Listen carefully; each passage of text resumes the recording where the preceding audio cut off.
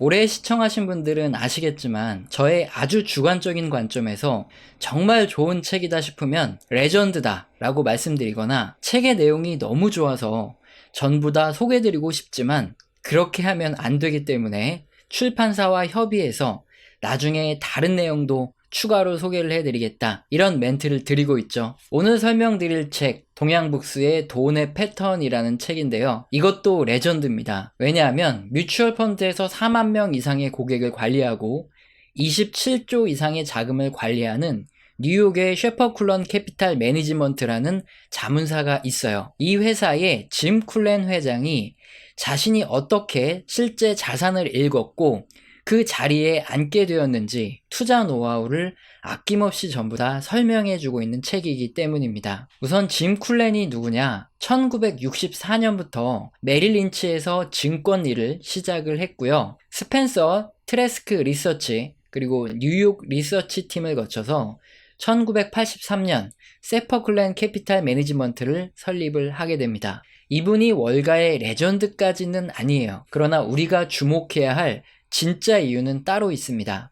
벤저민 그레이엄 다들 아시죠? 그분은 누가 뭐래도 월가의 레전드가 맞습니다.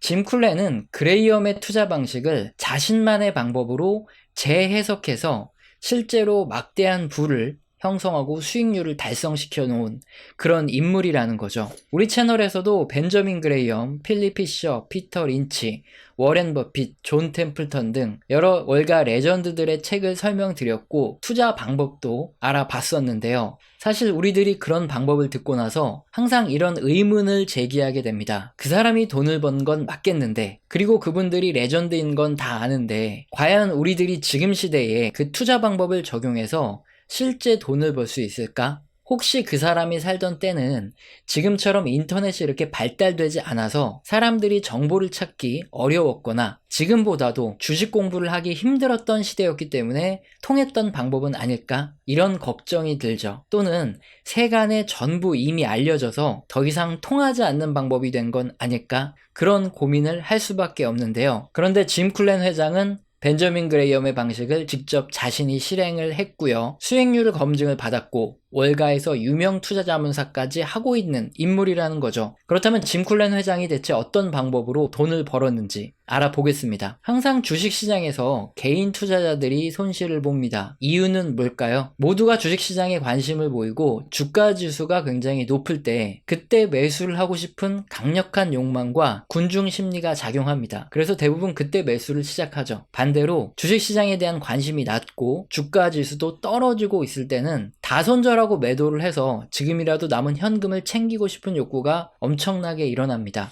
이것을 다른 말로 바꿔 생각해 볼 수 있죠. 친구가 식당을 운영하는데 확장을 하기 위해서 돈이 필요합니다. 그래서 우리에게 식당 지분에 투자할 것을 권유합니다. 주변에 많은 회사들이 들어오고 장사가 잘 될 수밖에 없는 이유를 구구절절히 설명을 해주죠. 이렇게 장밋빛 기대감에만 지나치게 매몰돼서 비싼 가격에 지분을 매수하면 결국 우리가 받는 식당의 지분은 크게 작을 수밖에 없습니다. 그럼 나중에 식당이 잘 돼서 수익이 나오더라도 친구와 우리가 배분할 때 너무나 적게 배분을 받을 수밖에 없다는 거죠. 마찬가지로 우리가 주식시장이 많이 오르고 주가가 올라가고 있을 때 매수를 한다는 말은 우리의 지분 비율이 낮아진다는 뜻이죠. 그래서 나중에 기업이 이익을 냈을 때 그만큼 돌아오는 배당이든 주가 상승이든 우리에게 돌아오는 몫이 그만큼 줄어든다는 뜻입니다. 그렇다면 대체 어떤 기준에 맞춰서 짐 쿨렌은 싼지 비싼지를 구분하고 투자를 할까요? 바로 가격 원칙이라는 것을 제시합니다. 너무나 명확한 세 가지인데요. 주식당 순이익 대비 몇 배의 주가가 거래되느냐, 이것을 주가 수익 비율이라고 하고 흔히 PER이라고 부르죠. 주식시장 전체 종목 중에서 주가 수익 비율이 가장 낮게 거래되는 하위 20%의 기업 중에서 한 산업 섹터에서 15% 이상 비중이 넘어가지 않도록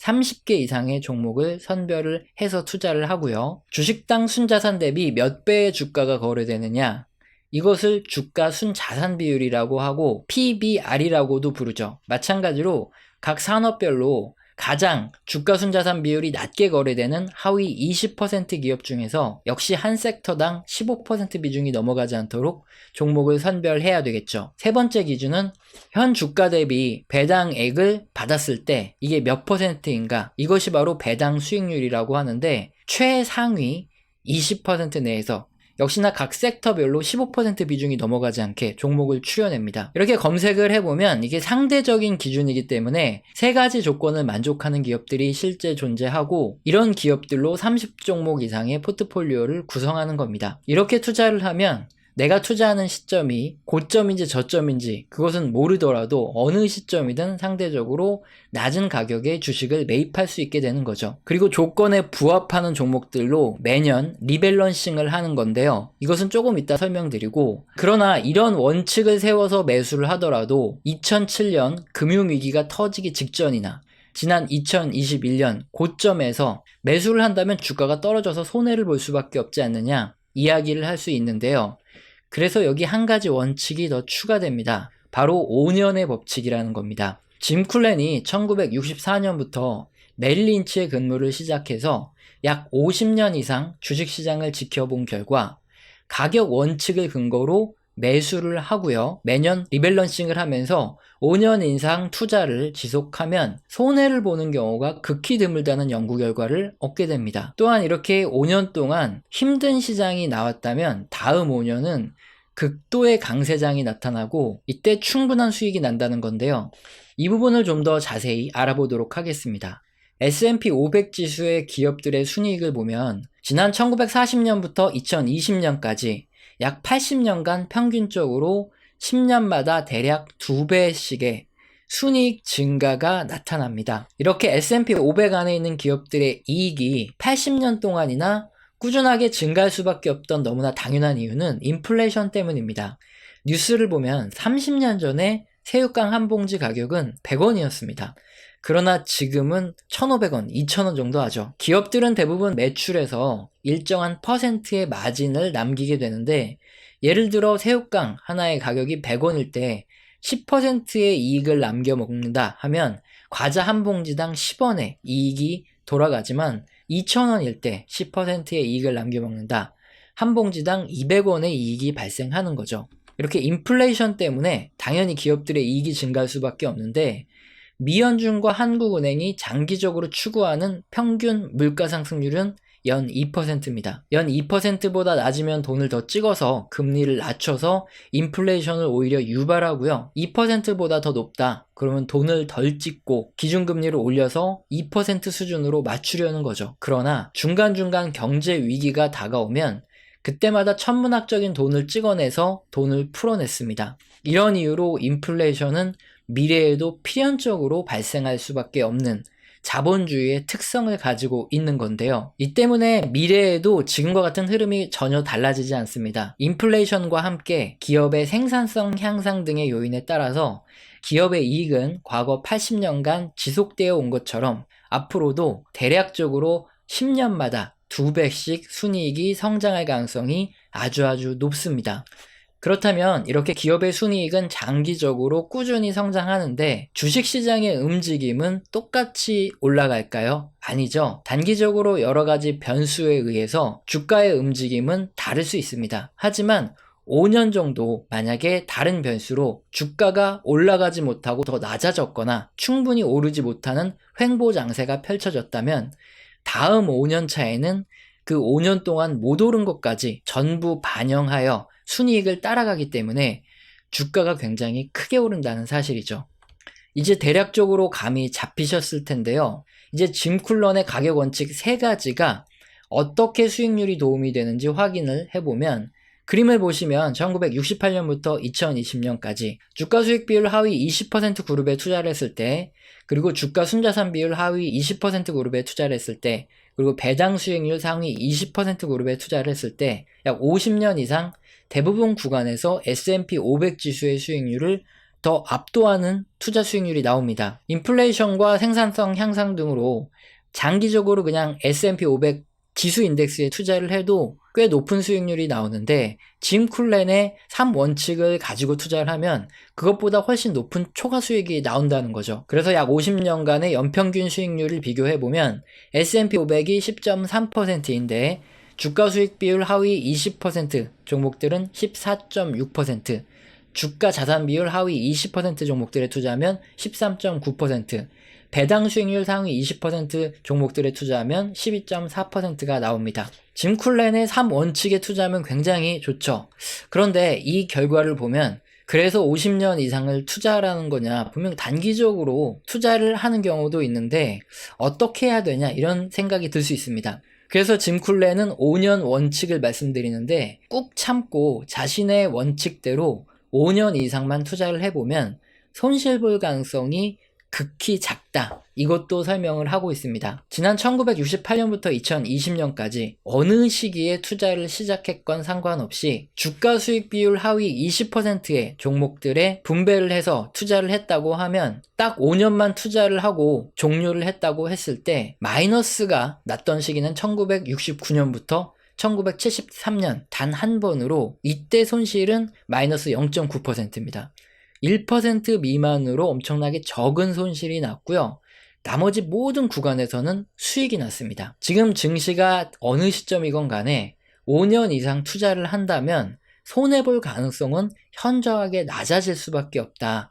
그렇게 참기 힘든 5년 이후에 계속 투자를 해 나간다면 그림처럼 대부분 매년 S&P 500 지수를 뛰어넘는 높은 수익률을 기대할 수 있고 장기간 투자를 할 경우 연평균 14.6%에 가까워지는 그런 수익률이 달성된다는 거죠. 그런데 우리들은 멍청이가 아니죠. 딱 봐도 실물 경기가 둔화되고 또 주식시장이 꽤 많이 하락해 있을 때 또는 경기 침체가 와서 증권맨이 자살을 했다거나 주식에 대한 관심이 전부 사라졌을 때 그때는 당연히 저점이겠죠. 그때 투자를 시작한다면 상당히 좋은 수익률이 나올 수밖에 없겠죠. 짐 쿨렌의 투자 방식을 적용하기만 하고 장기간 이 투자 방법을 이어가기만 하면 되는데 어떻게 보면 너무 직관적이고 쉽기까지 한 방법인데 직접 자신이 그 방법을 실험을 했더니 고객들에게 엄청난 수익을 달성해줬고 월가에서 투자 자문사까지 차려서 유명해졌더라 이거죠. 그렇다면 지금부터 정확하게 짐 쿨렌의 원칙을 어떻게 적용하고 어떻게 투자하는 건지 알아보도록 하겠습니다. 단순히 저 PER, 저 PBR, 또 고배당주라고 생각하는 몇몇 종목을 사두고 평생을 묻어두는 게 절대 아닙니다. 투자를 할 때는 반드시 포트폴리오를 구성해서 투자를 해야 되는데 다각화를 위해서 30에서 35종목 정도는 되어야 하고 더 많아도 됩니다. 그리고 특정한 산업의 모든 종목이 몰리는 것을 피하기 위해서 한 산업 섹터당 집중도는 15%를 넘지 말아야 된다고 말씀드렸죠. 만약 이것을 지키지 않았을 때 예를 들어서 철강 산업에 속한 기업들이 업황둔화로 전부 폭락해서 주가 수익 비율과 주가 순자산 비율, 배당 수익률이 아주 높아진 상태라고 하겠습니다. 산업 섹터당 15% 기준을 지키지 않으면 포트폴리오의 대부분이 철강주가 됩니다. 그럼 철강주와 운명을 같이 하게 되는 거죠. 절대 이런 식이 돼서는 안 된다는 겁니다. 그럼 아무 때나 이렇게 종목을 그냥 한번 찾고 투자를 한 다음에 그냥 평생 묻어두기만 하면 되냐? 절대 아닙니다. 분기 또는 매년마다 주가가 오르고 내리죠. 그래서 해당 기준에 속하는 종목들이 계속 달라져 있을 겁니다. 그래서 분기 또는 매년 시일을 정하고 기준에 충족되는 종목들로 포트폴리오를 변경해주는 리밸런싱을 필수적으로 해야 되겠죠. 절대 그냥 저 PBR, 저 PER 이런 종목들을 몇 종목 자기 맘대로 고르고 이제나 저제나 기다리는 그런 방식이 아니라는 겁니다. 이 부분 꼭 기억하셔야 돼요. 10여 년 전에 가치 투자가 한창 유행을 하던 시기에 몇몇 분들을 보면 자기가 좋아하는 종목 중에 적당히 PER이 낮고 PBR이 낮은 종목들을 몇 종목 사놓고 그 종목과 사랑에 빠져서 허송세월을 기다리는 분들이 많았는데 이건 짐 쿨렌이 말하는 3원칙도 아니고 5년 원칙도 아닙니다. 전혀 다른 투자 방법입니다. 이제 어느 정도 이해가 되셨다면 나는 좀 더 수익률을 높이고 싶습니다. 그럴 경우에 어떻게 해야 되는지 생각을 해볼 수 있습니다. 만약 주가 수익 비율이 가장 낮은 하위 20%가 아니라 10% 주식을 매수하고 포트폴리오를 계속 리밸런싱해 나가면 어떤 수익률이 나올까요? 그림처럼 아주 높은 수익률이 나옵니다. 다음으로 만약 내가 주식시장에 투자를 했는데 일본이나 미국의 2000년대처럼 주가가 장기 하락하거나 횡보하는 구간이 나오면 어떻게 하냐? 이것도 있는데요. 미국의 주식시장이 10년간 전혀 오르지 않았던 2000년부터 2010년까지 죽음의 10년간도 마찬가지입니다. 배당주 상위 20% 기업들의 배당 수익은 계속 상승을 했고요. 10년간 배당과 주가 상승률을 합쳐서 약 2배 이상의 수익률을 기록하게 됩니다. 짐 쿨렌의 3원칙에 부합할 경우 횡보장이 펼쳐져도 충분한 수익이 나올 수 있다는 거죠. 자, 그렇게 짐 쿨렌의 원칙을 기준으로 5년 이상 그리고 장기로 투자했다면 어떤 결과가 나올까요? 1968년부터 2017년까지 주가 수익 비율 하위 20% 기업에 투자했을 경우 최초 100만 원만 투자했다면 2017년에는 12억 8,100만 원이 됩니다. S&P 500 지수에 100만 원을 투자했다면 같은 기간 1억 2천만 원밖에 안 되는 동안 10배가 넘는 수익을 달성하는 거죠. 실제 1970년 후반 짐 쿨렌은 도널슨 러프킨 앤 제네트에 근무를 했는데 플로리다 팜비치 의사들의 돈을 관리하고 있었다고 합니다. 당시 의사들은 IRA죠. 개인 퇴직연금 계좌에 돈을 집어넣고 있었는데 50년 후 이들의 계좌 수익률은 6000%라고 합니다. 그럼 실제 한국에 짐 쿨렌의 원칙을 적용하면 어떻게 될까요? 2003년부터 2022년까지 약 20년간 수익률은 13,000%, 130배가 나옵니다. 대단하지 않습니까? 네, 이 책의 10장부터는 개별 종목의 선별과 포트폴리오 구성에 대한 이야기가 더 나오고요. 하지만 책의 모든 내용을 설명드릴 수는 없죠. 그렇기 때문에 굉장히 아쉽긴 합니다. 근데 자주 말씀드리는 이야기지만 제가 경제 서적을 거의 일주일에 한두 권씩은 꼭 읽는데 우리나라에서 성공한 투자자분들이 쓰는 책 중에 정말 몇몇 분들을 제외하고 꽤 많은 책이 핵심적인 자신만의 투자 비법, 방법은 쏙 빼놓고 뜬구름 잡는 헛소리만 하는 경우가 굉장히 많습니다. 지가 어떻게 돈을 벌었는지 그 방법은 알려주기 싫다는 거죠. 그런데 월가의 레전드나 유명하신 투자자분들은 자기 방법을 그대로 아낌없이 공유해줍니다. 그래서 초보자분들이라면 월가의 레전드나 월가에 근무하는 유명한 분들이 투자 방법을 공유해 놓은 그런 책들을 먼저 읽으실 것을 권유해 드립니다. 오늘은 짐 쿨렌 회장의 돈의 패턴, 60년 투자 경험과 데이터로 본 돈의 흐름을 밝혀낸 가치투자법이라는 이 책의 내용을 근거로 최대한 쉽게 설명을 드렸습니다. 오늘 영상도 마음에 드셨다면 구독과 좋아요는 꼭 눌러주시고 지속적인 시청 부탁드립니다. 감사합니다.